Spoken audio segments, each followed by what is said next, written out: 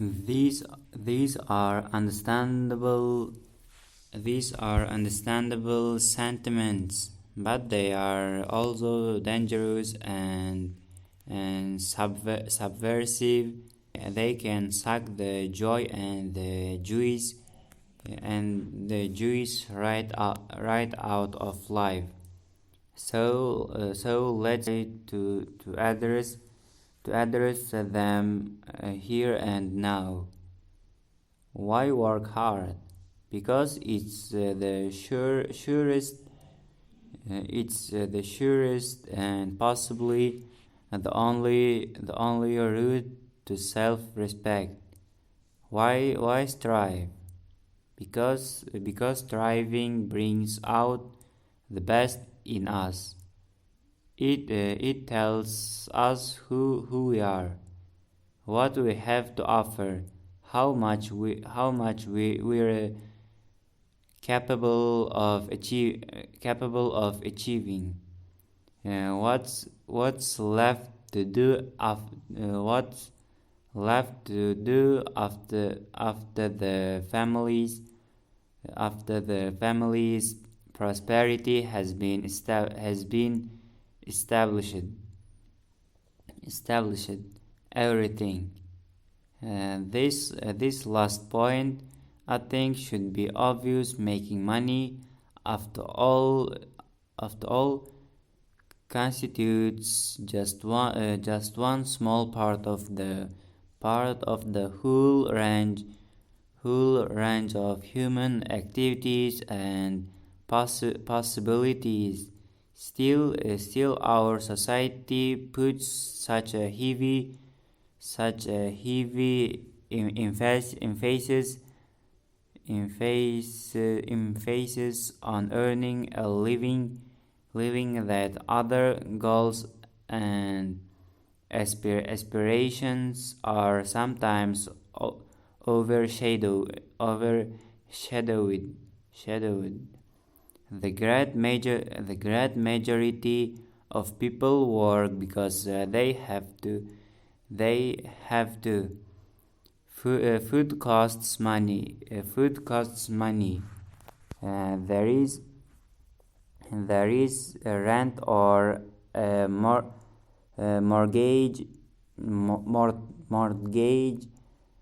to be paid. These are bedrock economic realities, and there is dignity and justified pride in meeting their challenge. But when money ceases to be the primary motivator, there are other challenges that are equally compelling and equally legitimate. Or are they? Bear with me on this, because I think there's an important distinction to be made here. I absolutely believe that other challenges and other ambitions, things like creative fulfillment or public service, are every bit as valid as ambitions geared toward money. But it doesn't matter what I say. It matters what you believe in your heart of hearts. And for some sons and daughters of wealthy parents, this becomes a real stumbling block. Having money, coming from money, as the saying goes, is so much a part of how they define themselves and their place in the world, that it takes a real leap of imagination and courage courage to embrace other parts of life as equally legitimate and equally defining. Consider Consider the example of a woman I've met, the daughter of a family that had amassed considerable wealth in the retailing field. As an adolescent, she had little interest in commerce. Still, she dutifully studied business administration in college and went on to get an MBA. That for her was default mode, the path that best fit her family's place in the world, but not necessarily her own. Her own passion was for the drawing. She'd loved the art classes she'd taken as a little girl. Whenever possible, she took studio courses all through college. She believed she had some talent, but at the same time, she had trouble taking her artistic inclinations seriously. What did making sketches have to do with the real business of life, or at least the real business of life as it was lived by her family, i.e., making money? Was she anything more than a dabbler? She, she, she wrestled with these questions for a number of unhappy years while working listlessly in the family business. As she described it later, she felt like she was sleepwalking through life, going through the motions without ever being truly engaged. She still painted, but she chafed at the thought that painting was her hobby. Not that there's anything wrong with having hobbies, but when a certain activity feels really central to one's life, calling it a hobby and having it regarded by others as a hobby is more than a little frustrating. And the frustration finally became unbearable, and the young woman worked up the courage to tell her parents she was leaving the family business to work full time as an artist. I felt the strangest mix of emotions, she recalled. Tremendously relieved. I was excited and energized, and in some deep down way, I felt like a failure. I don't think my parents put that on me. I think I put it on myself. I felt like I was punting on the so-called serious side of life to indulge myself in being a bohemian bohemian bohemian. And the funny part was that I think my father sort of liked being able to brag out my artist daughter with the love downtown. Our family could afford an could afford an ec- an eccentric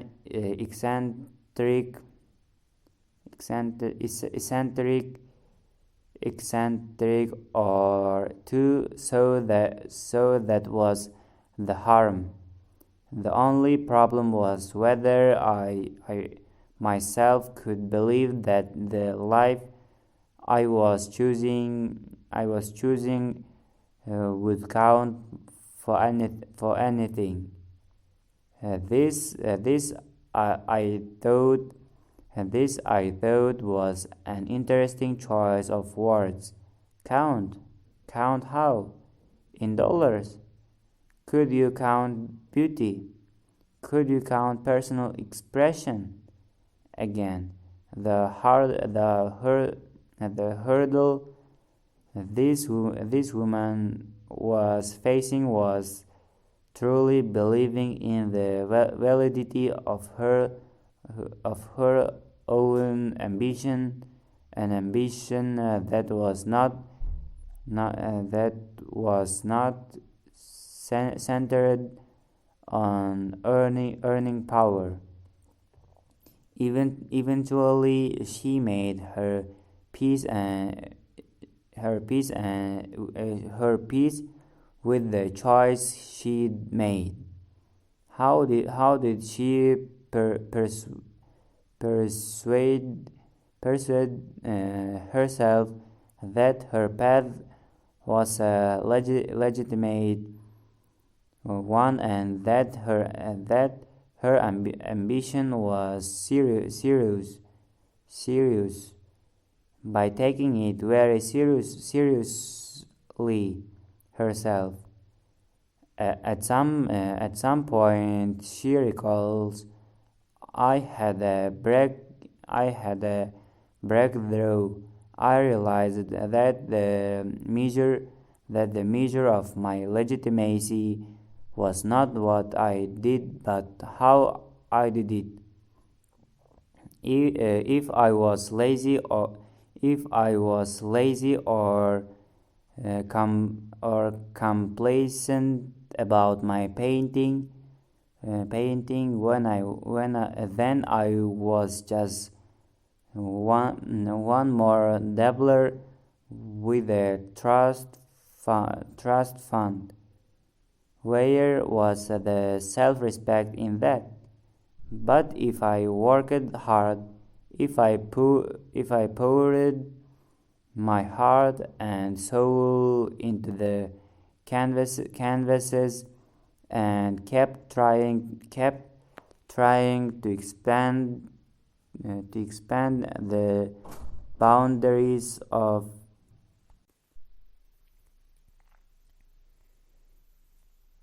what I could do, and then I was justified in calling myself an artist. The rest didn't matter. Did the world think I was great? Who cared? I was ever I was ever going to make a lot of money doing this? Maybe not. I just had to rededicate myself so that I understood that there were plenty of honorable ambitions beyond the set that I'd grown up with. Let me turn in this collection to my own family and my own experience. As I've mentioned, we weren't rich when I was growing up. We were certainly comfortable, but in a decidedly unshowy Midwestern way. My parents drove sensible cars that they kept for many years. My siblings and I were dressed in durable clothes without designer labels. As kids, we didn't take anything for granted. I received a a small allowance, but it wasn't simply handed to me.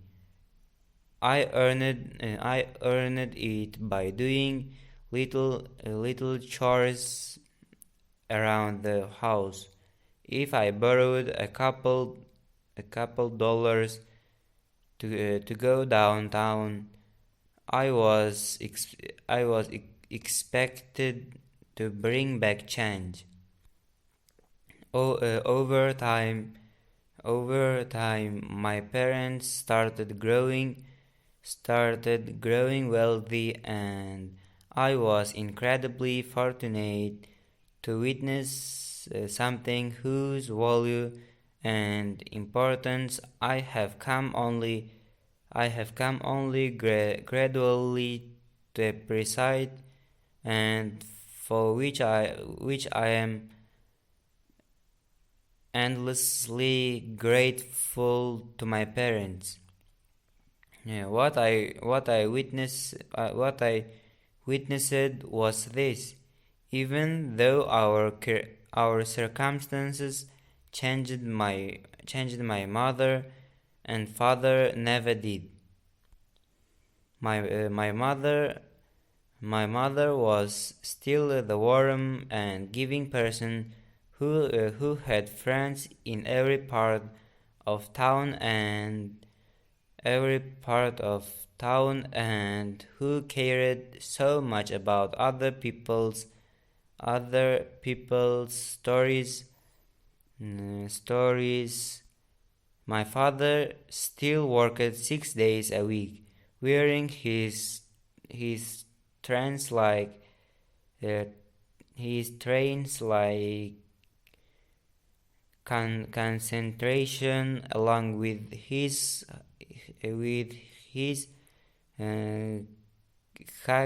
khaki pants and cardigans.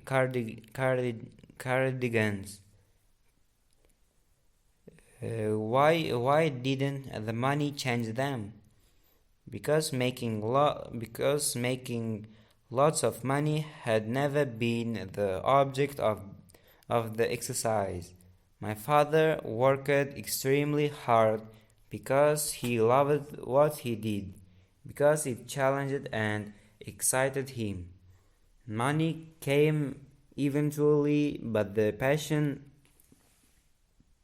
and the curiosity were there for uh, curiosity were there from the start. Money followed. It never led. I can't stress enough the importance of this distinction in terms of the often wordless lessons that daughters and sons absorb. It is absolutely crucial.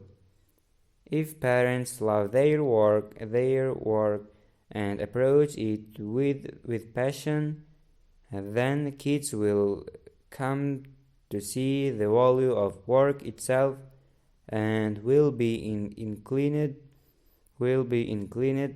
to seek and discover a passion of their own. If parents don't love and respect their work but see it only as a necessary evil on the road to wealth and status, then the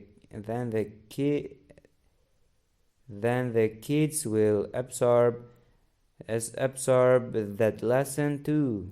It's a lesson that tends to lead tends to lead to a lot of frustration and unhappiness in later life.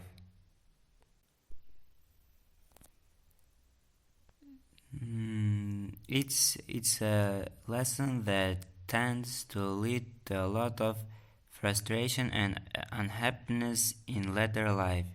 I recently heard about a family whose story provides a sad but vivid example of this. The father was a quite successful investment banker. Now I'm sure there Now I'm sure there are many people who genuinely enjoy the intellectual challenge and high stakes action of investment banking, but this man wasn't one of them. By his own acknowledgement, he hated his job, and he spent every day of a 25-year career looking forward to retirement. Although he loathed his work, he was good at it, and he made a lot of money.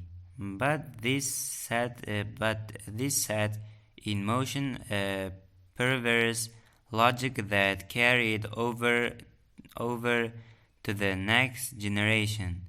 The process went something like this: because the father detested his job. He felt he should somehow pay himself back for the unhappiness he left at the office, and the only payback available was money, which therefore became way too important to him. Wanting to make even more money, he worked still harder at the job he hated, thereby adding to his unhappiness. And meanwhile, the perks of wealth accumulated: the summer house, the extravagant vacations, the memberships at fancy clubs. But there was a problem even with the perks. The father couldn't truly enjoy them because he was looking to them for more than they could in fact provide. He wasn't seeking seeking mere seeking mere creature comforts or even luxury. He was looking to the rewards of wealth to feel a hole in his uh, siege siege siege. He was asking stuff to stand in for fulfillment, and that just doesn't work. Now cut to the next generation. The family had a son who, like most sons, admired his father and had a youthful and largely unexamined impulse to emulate him. When the time came for the young man to settle into a career, he made a different choice. He went into real estate development, but still certain patterns were being unconsciously repeated, and they weren't healthy patterns. It took the younger man years of unhappiness and hundreds of hours of therapy to finally see these patterns clearly and break out of their thrall. I never liked my work, he recalls, but for a while that didn't bother me much because I didn't realize that a person could like his work. I just didn't know it was possible. What I'd seen at home was my father grinding it out, drinking scotch, taking aspirin, and getting rich. I thought that was the deal. Eventually, though, the deal came to seem unacceptable. The young man, like his father, proved to be good at what he did. The money came, and it left him feeling empty. I was in a classic double bind, he says. If I continued as I was nothing but misery up ahead, and if I didn't continue, I'd feel like a failure, less of a man than my father was. At that point, he decided to go into the therapy. I learned I learned a lot of things in therapy.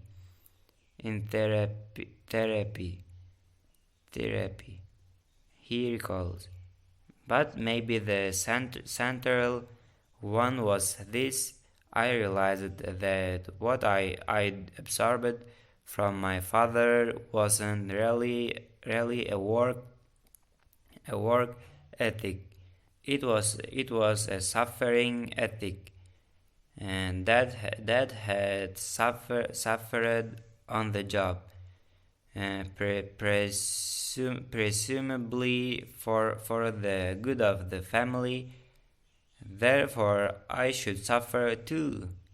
If I didn't, I was shirking. Work was supposed to be painful. How could I have learned anything different? The powerful but unhappy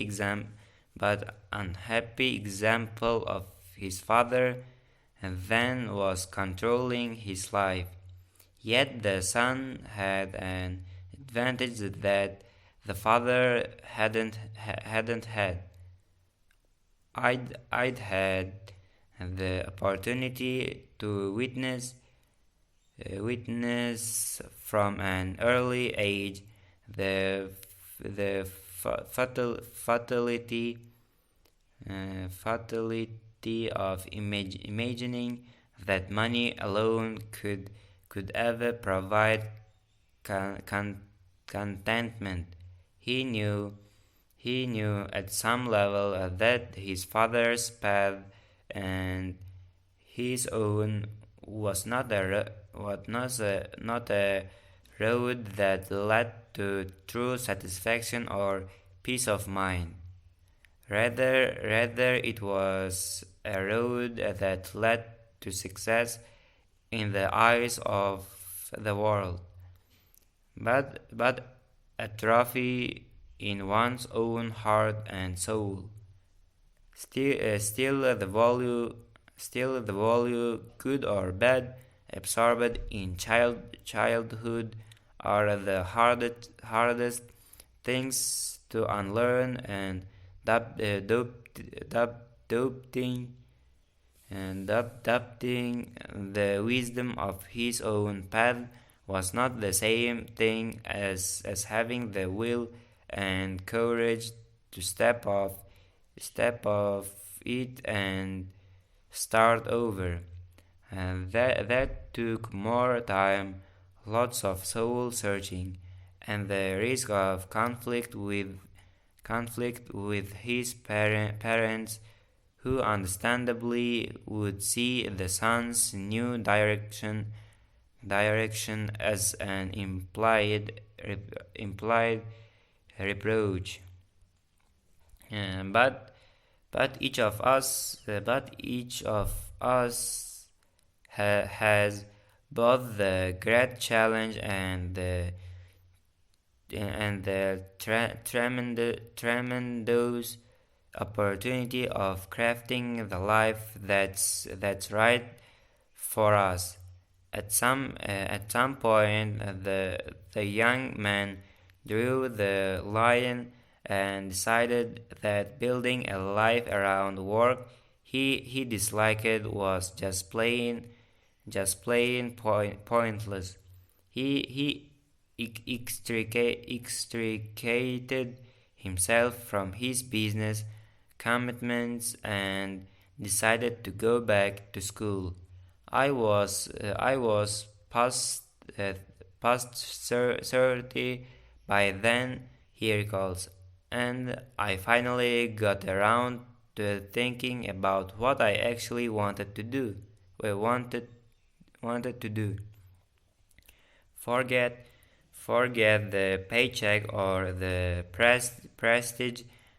prestige packing order. What really grabbed me, what I came up with was counseling. I thought about how much I'd benefited from my own therapy. It might be overly dramatic to say that good counseling saved my life, but it certainly steered my life in a really helpful way. I wanted to do that for other people, to pass it along. So now that's what I do.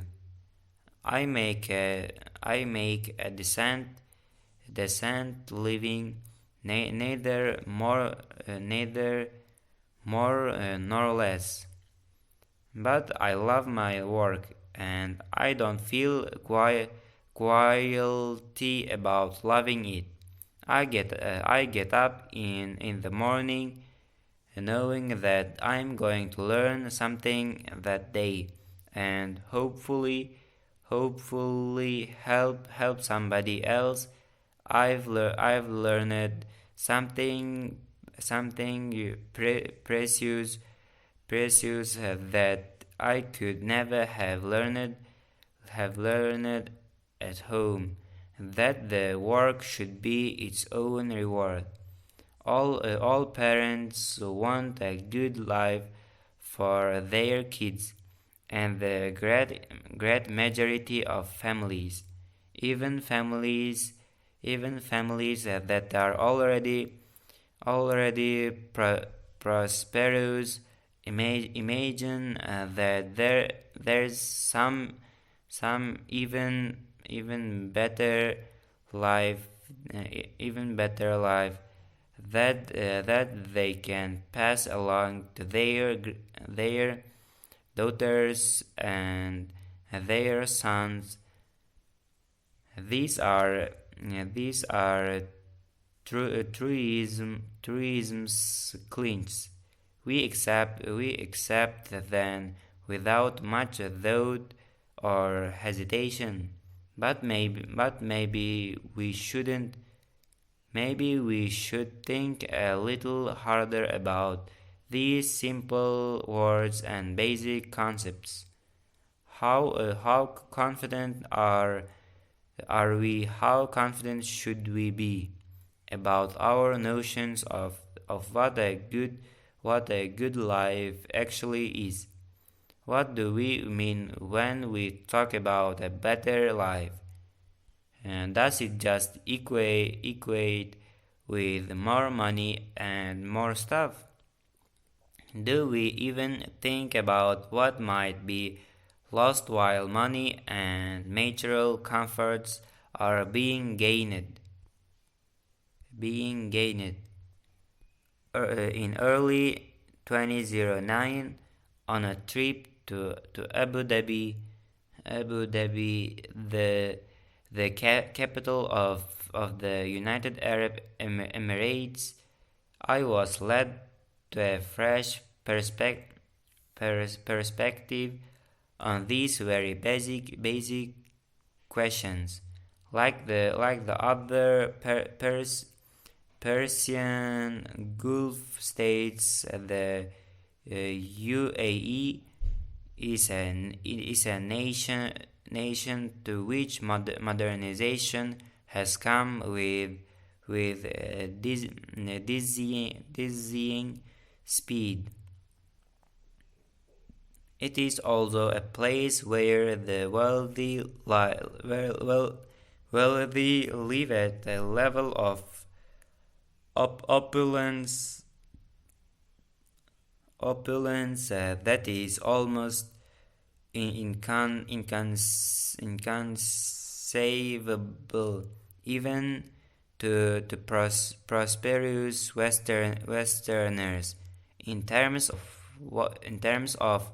what is gained and lost when progress and money displace tradition and self reliance. Reliance. Abu Dhabi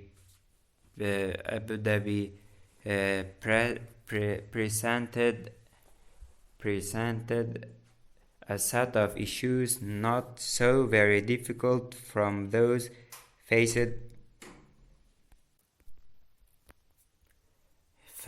in our own society, but made more vivid and dramatic by their extremity and their compression in time. One day I was privileged to be the lunch guest of a very high-ranking sheikh. He was a worldly and sophisticated man, but also someone who had remained connected with his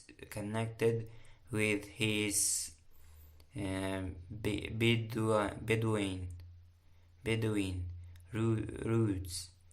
His compound was luxurious but modeled broadly speaking, on a nomad's camp with nomad camp with round buildings resembling tents. He had also retained the Bedouins' insistence on the importance of hospitality in the desert. After all, travelers perished if they weren't offered food and shelter. Here in Metro Abu Dhabi, there wasn't too much chance of starving.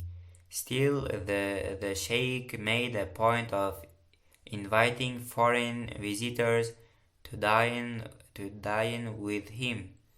I later learned that he invited 30 or 40 people to every lunch and every dinner, and fed them lavishly on camel meat and other local delicacies.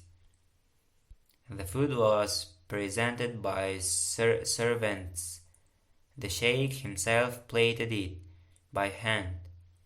Other servants flanked the banquet hall, holding machine guns.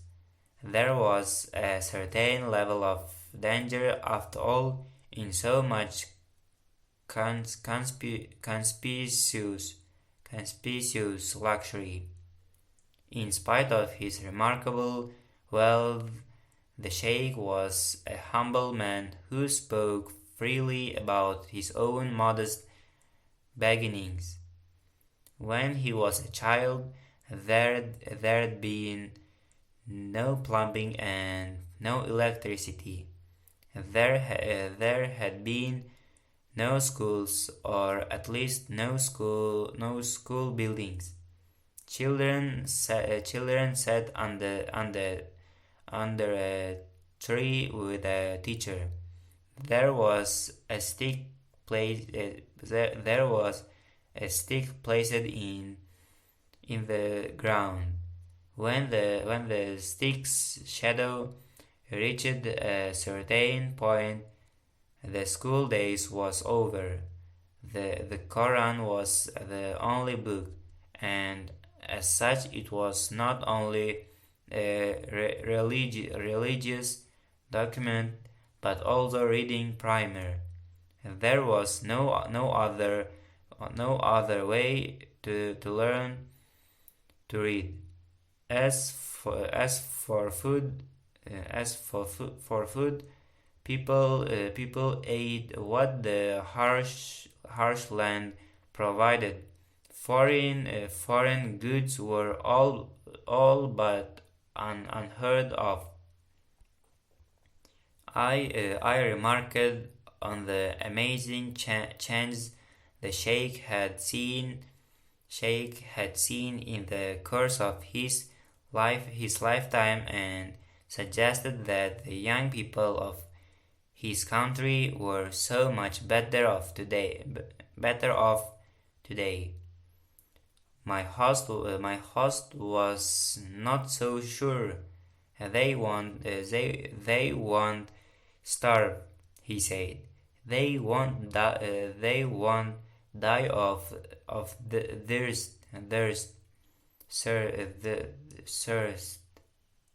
thirst. But I worry about our young. Many of them don't know who they are, or how the world they live in came to be. They go to American schools. They drive German cars. They wear designer clothes from France. All very nice. But what does it have to do with them. The privileged young, he felt, were being estranged from their own lives. So much had been handed to them that their own ambitions hardly seemed to matter, and since they didn't seem to matter much, those ambitions dwindled. Many young people loitered both physically and spiritually because there was no particular place that they needed to be. Most uh, most of most of the young, the sheikh believed, were good and caring people who would do worthwhile things if they only knew how, but their lives had not prepared them for worthwhile things, and so their potential went untapped. History had moved so fast in their part of the world that the customs of even one generation earlier seemed archaic, archaic, and incomprehensible. How much connection could an urban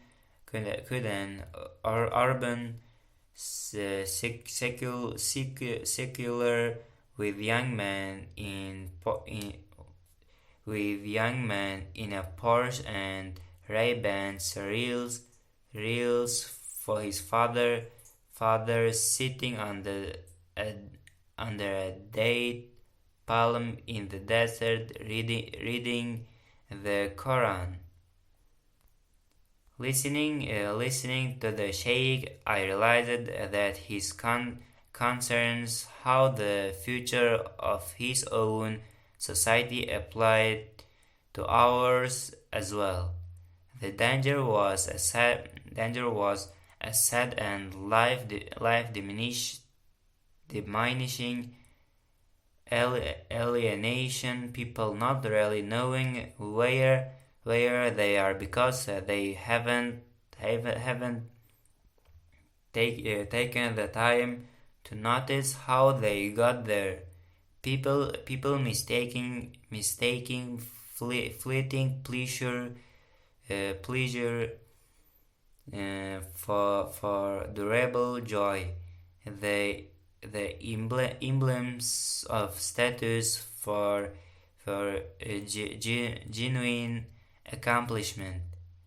These were symptoms that went this loss of meaning. Connection was perhaps the only way to heal them.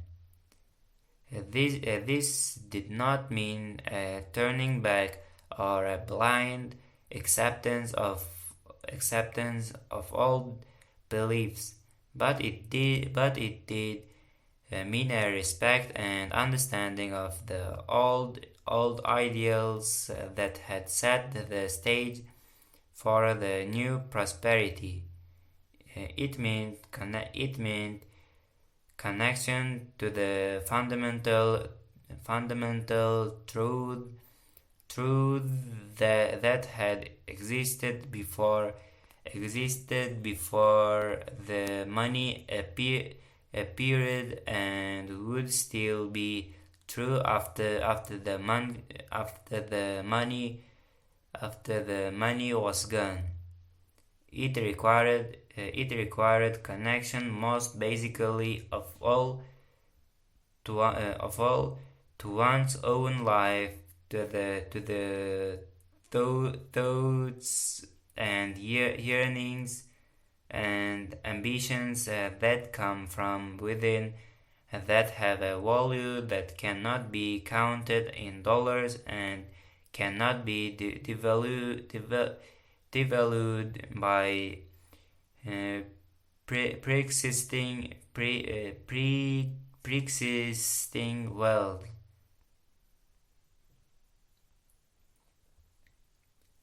12. The gentle art of giving back.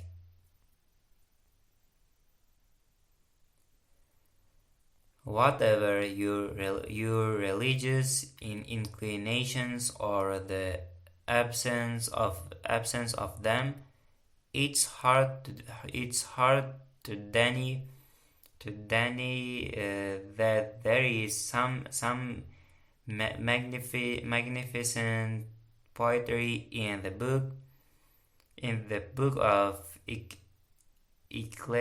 Ecclesiastes. Consider this passage, first borrowed by Pete Seeger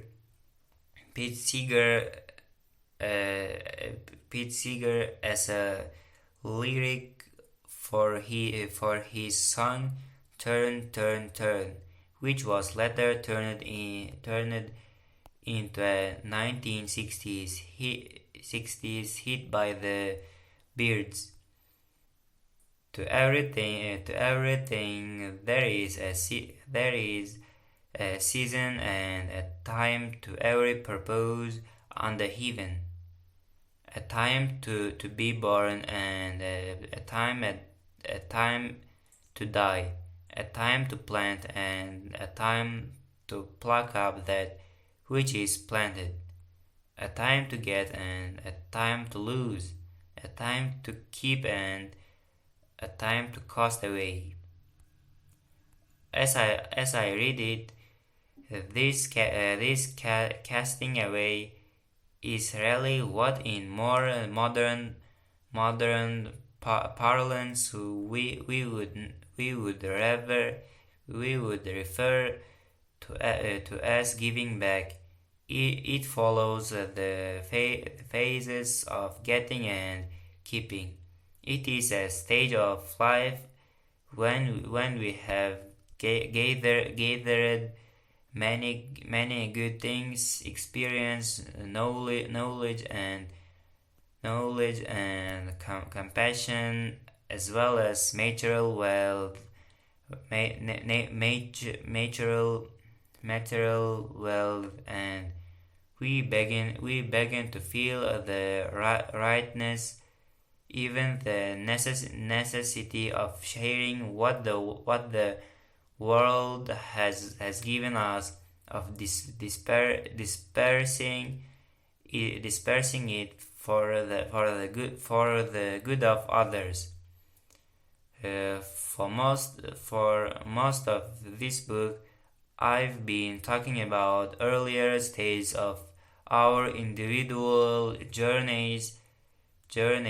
I don't necessarily mean earlier in chronological terms, but in terms of our own development, how our most basic values are formed and passed along.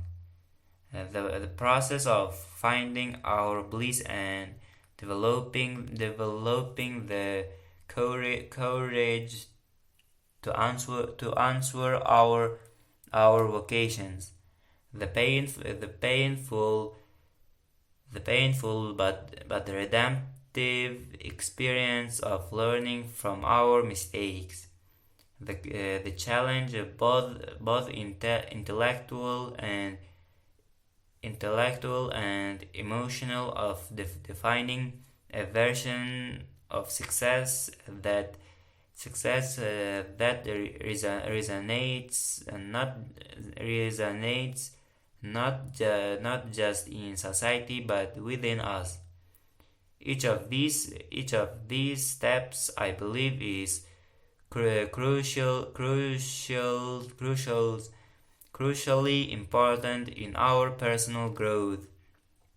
But there remains a further question: where where where is the developing heading? What is it for?